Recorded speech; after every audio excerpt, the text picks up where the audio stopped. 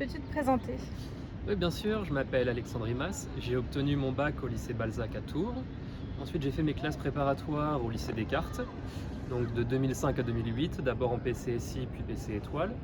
Après avoir fait 5 demi, j'ai intégré l'école polytechnique où j'ai gradué, j'ai obtenu mon diplôme en 2012 après avoir fait ma dernière année à UC Berkeley pour un master en double diplôme là-bas.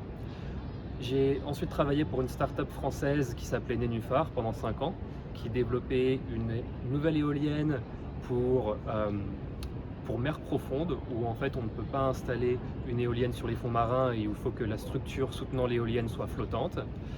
Et donc quand j'ai travaillé chez Nénuphar jusqu'en fin 2017 et début 2018, j'ai décidé de faire mon doctorat, donc mon PhD à UC Berkeley en Californie, où nous nous trouvons aujourd'hui.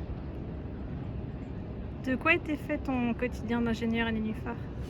Alors mon quotidien, ça a beaucoup changé selon mon évolution dans l'entreprise. Donc je suis rentré chez Nénuphar en tant qu'ingénieur R&D. Et puis donc j'ai ensuite évolué vers un poste de manager d'équipe. Donc ce que je retiens, c'est que donc, l'objectif d'une entreprise, c'est de résoudre des problèmes d'ingénierie. Et donc quand on est junior, généralement ces problèmes sont bien définis, une solution a été envisagée et voilà, nous on est chargé d'implémenter cette solution ou de la tester. Plus on gagne en seniorité, plus en fait on est en amont sur la résolution de ce problème. Donc d'abord on nous demande de trouver des solutions, puis on participe également à la définition du problème. Comment avais-tu vécu la prépa et qu'est-ce que cela t'a apporté? Alors j'ai plutôt bien vécu la prépa, ça a été un moment très intense de ma vie, tout autant du côté du travail que du côté de la camaraderie. Et ce que j'en retiens, c'est que ça apporte vraiment des fondations très solides en sciences, en mathématiques, en physique, et que ces fondations sont vraiment très appréciables pour la suite des études, euh, parce qu'on se retrouve vraiment en fait dans une situation confortable, où on a l'impression d'avoir vraiment c'est les bases qu'il nous faut pour réussir. Et voilà, après on a grosso modo plus qu'à dérouler la suite de nos études, quelle que soit la voie choisie.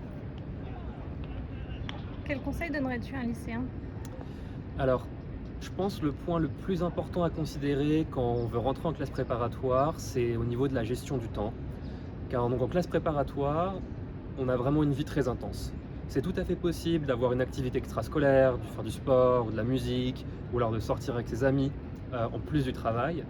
Mais par contre, ce qui change vraiment, c'est qu'on n'a pas le temps de traîner. On n'a pas le temps de traîner devant la télé, on n'a pas le temps de traîner au café. Voilà, c'est vraiment une vie très intense où on travaille, où ce qu'on veut faire à côté, on le cale dans son emploi du temps et on passe voilà, du travail aux activités qu'on a choisi de faire en parallèle.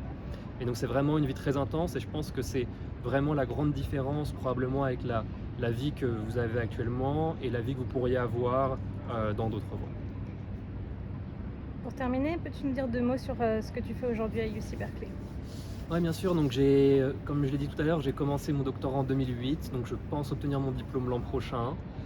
Donc je travaille sur un projet de drone sous-marin. Et j'espère donc après avoir obtenu mon diplôme, continuer à travailler sur ce projet et donc plus sur la commercialisation donc, de cette technologie.